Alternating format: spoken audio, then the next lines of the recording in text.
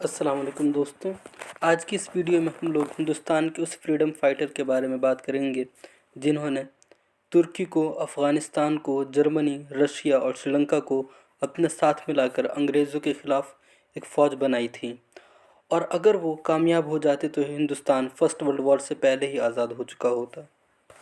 ان کا نام مولانا محمود الحسن تھا۔ تو وقت کو ضائع کیے بغیر ہم ان کی بایوگرافی کو شروع کرتے ہیں۔ مولانا محمود الحسن کی پیدائش 1851 میں بریلی میں ہوئی تھی۔ ان کے والد ذوالفقار علی دیوبندی جو دارالعلوم دیوبند کے کو فاؤنڈر تھے، وہ اس وقت بریلی کالج کے پروفیسر تھے۔ محمود الحسن نے قرآن کی تعلیم میاں جی منگلوری سے حاصل کی۔ 1857 کی بغاوت کے بعد ان کے والد کا ٹرانسفر میرٹھ ہو گیا اور محمود الحسن بریلی سے دیوبند چلے گئے، جہاں پر انہوں نے پرشین اور عربک لٹریچر کی تعلیم حاصل کی۔ وہ دارالعلوم دیوبند کے پہلے طالب علم ہوئے، جہاں پر علم حاصل کرنے کی وجہ سے ان کا نام محمود الحسن دیوبندی ہو گیا۔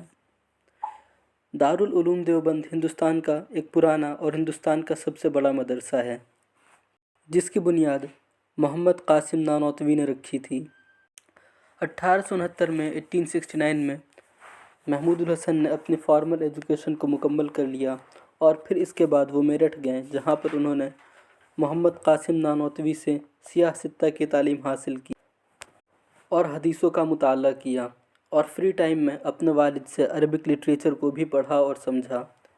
1873 میں 1873 میں جب دارالعلوم دیوبند میں فرسٹ کنووکیشن ہوا، تب محمود الحسن کی دستار بندی ہوئی۔ 1873 تک ان کی تعلیم مکمل ہو گئی تھی۔ وہ عربک، پرشین، اردو، حدیث اور صوفیزم کو سیکھ چکے تھے، اس لیے انہوں نے اسی مدرسے میں پڑھانا بھی شروع کر دیا۔ اس وقت ان کی منتھلی سیلری صرف 25 روپے تھی، اور وہ 25 روپے میں بچوں کو پڑھایا کرتے تھے، اور 1890 میں وہ دارالعلوم دیوبند کے پرنسپل بھی بنے۔ دارالعلوم دیوبند ان کے لیے صرف ایک تعلیم حاصل کرنے کا مقام ہی نہیں تھا، بلکہ وہ اس کو ایک ایسا انسٹیٹیوٹ بنانا چاہتے تھے جو ہندوستان کا نقصان 1857 کی بغاوت میں ہوا تھا اس کو کمپنسیٹ کر سکے۔ 1878 میں 1878 میں اپنے استاد مولانا محمد قاسم نانوتوی کے حکم پر ثمرۃ التربیہ نام کی آرگنائزیشن کو انہوں نے قائم کیا، جس کا مقصد انگریزوں سے لڑنے کے لیے نوجوانوں کو تیار کرنا تھا۔ اس سے بہت سے نوجوان جڑ گئے، مگر انگریزوں نے بہت ساری ریسٹرکشنز لگا رکھی تھی، جس کی وجہ سے وہ آرگنائزیشن ناکام ہو گئی۔ اس کے بعد 1909 میں جمعیت الانصار نام کی ایک اور آرگنائزیشن کو بنایا گیا، اور اس کی باغ ڈور مولانا محمود الحسن نے اپنے شاگرد یعنی اسٹوڈنٹ عبید اللہ سندھی کو سونپ دیا، جس سے ہزاروں نوجوان جڑ گئے۔ مگر انگریزوں کو اس کی بھی خبر لگ گئی تو محمود حسن کو اس کو بھی ختم کرنا پڑا، لیکن وہ ہمت نہیں ہارے، اور 1913 میں ایک اور آرگنائزیشن کی بنیاد رکھی جس کا نام نظارۃ المعروف تھا، جس کے پلیٹ فارم سے انہوں نے کام کرنا شروع کیا۔ جس مقصد کے پیچھے انہوں نے 28 سال تک محنت کیا تھا، اب وہ محنت رنگ لانے لگی۔ ہزاروں کی تعداد میں ان کے اسٹوڈنٹس اور چاہنے والے اس آرگنائزیشن سے جڑنے لگے، اور انگریزوں کے خلاف لڑنے کے لیے اور اپنے دیش کے لیے جان قربان کرنے کے لیے تیار ہو گئے۔ انگریزوں کو ہندوستان سے نکالنے کے لیے مولانا محمود الحسن نے ایک بہت ہی عظیم اور سخت منصوبہ بنایا، جس کو ریشمی رومال تحریک یا سلک لیٹر موومنٹ کہا جاتا ہے۔ اس کے تحت انہوں نے ہندوستان کے بہت سارے ہندو اور مسلمان کرانتیکاریوں سے ملاقات کی اور ان سب کو اپنے ساتھ ملایا۔ اس کا مقصد یہ تھا کہ ہندوستانیوں کو بغاوت کے لیے تیار کیا جائے، اور پھر اس کے بعد گلوبل پاورز کو بھی اپنے ساتھ ملا کر برٹشرز پر حملہ کیا جائے، جس سے کہ ان پر اندر اور باہر دونوں طرف سے دباؤ پڑے اور ہندوستان آزاد ہو جائے۔ اس منصوبے کے تحت مولانا نے افغانستان، رشیا، سری لنکا، جرمنی اور چائنا میں اپنے شاگردوں کو بھیجا، اسٹوڈنٹس کو بھیجا، تاکہ وہ ان حکومتوں کے سربراہوں کے پاس جائیں اور مولانا کا پیغام ان کو پہنچائے۔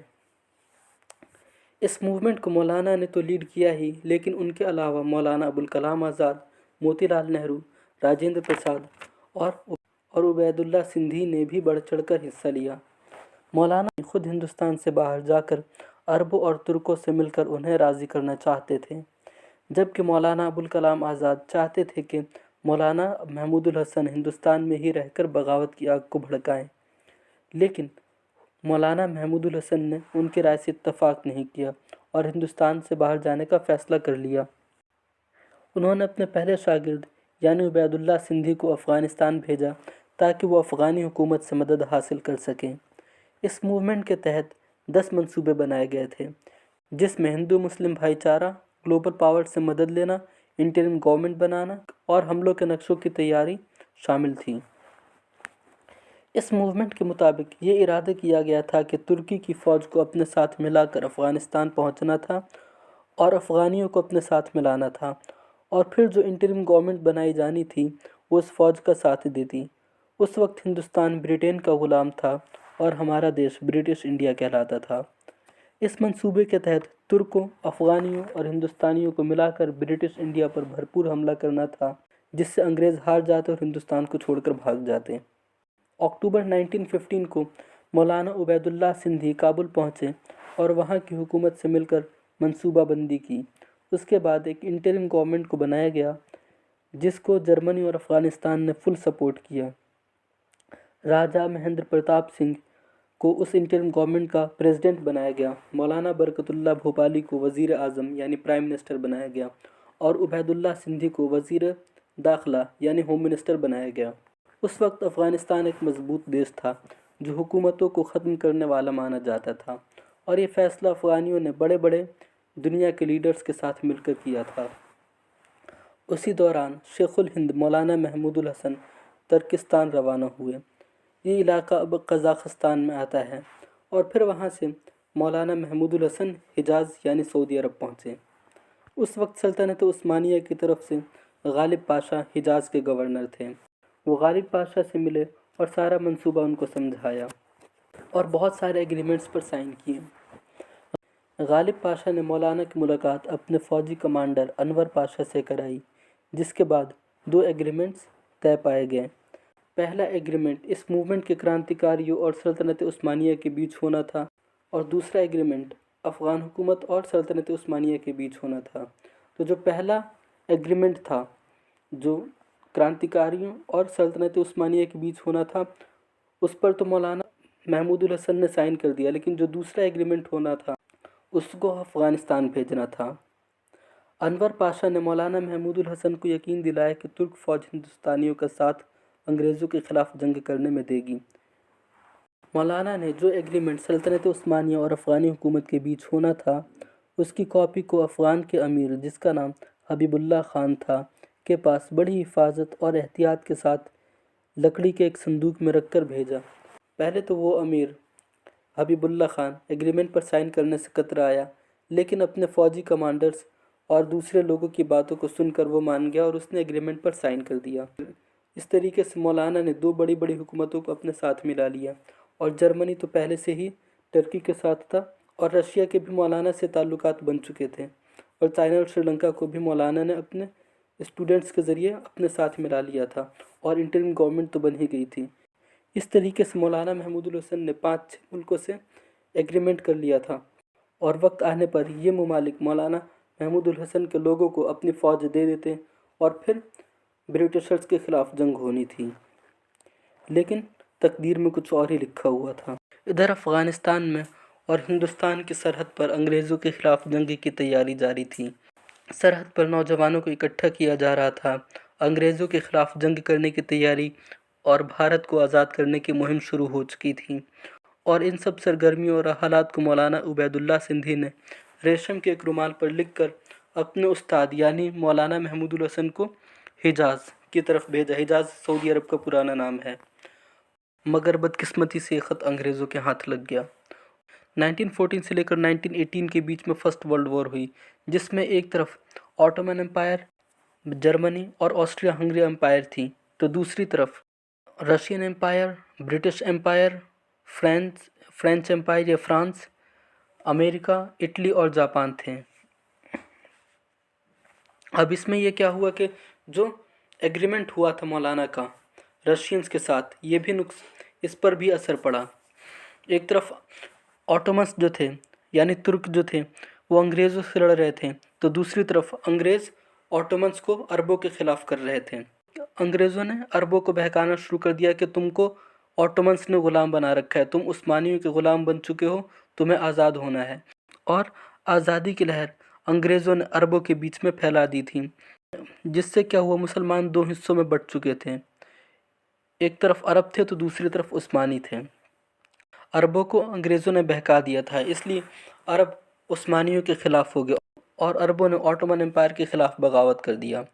एक तरफ ऑटोमन एम्पायर ब्रिटेन से और रशिया से लड़ रहा था, तो दूसरी तरफ अरब जो थे ऑटोमन एम्पायर पर हमला करने लगे थे, जिसकी वजह से जो मौलाना महमूद उल हसन का एग्रीमेंट तुर्कों के साथ था वो काफ़ी ज़्यादा मुतासिर हुआ। अरबों ने उस्मानियों के साथ गद्दारी कर दी और क्या हुआ कि जो ख़त उबैदुल्लाह सिंधी ने हिजाज़ भेजा वो अरबों ने अंग्रेज़ों को दे दिया। जब ये ख़त अंग्रेज़ों के हाथ लगा तो अंग्रेज़ों के होश उड़ गए, क्योंकि उस ख़त में लिखा गया था कि किस किस तरीके से ब्रिटिश एम्पायर को ख़त्म किया जाएगा, कौन कौन से ममालिक ब्रिटिश एम्पायर पर हमला करेंगे और किस तरीके से ब्रिटिशर्स को इंडिया से निकाला जाएगा और हिंदुस्तान के किन किन इलाकों में बगावत होगी।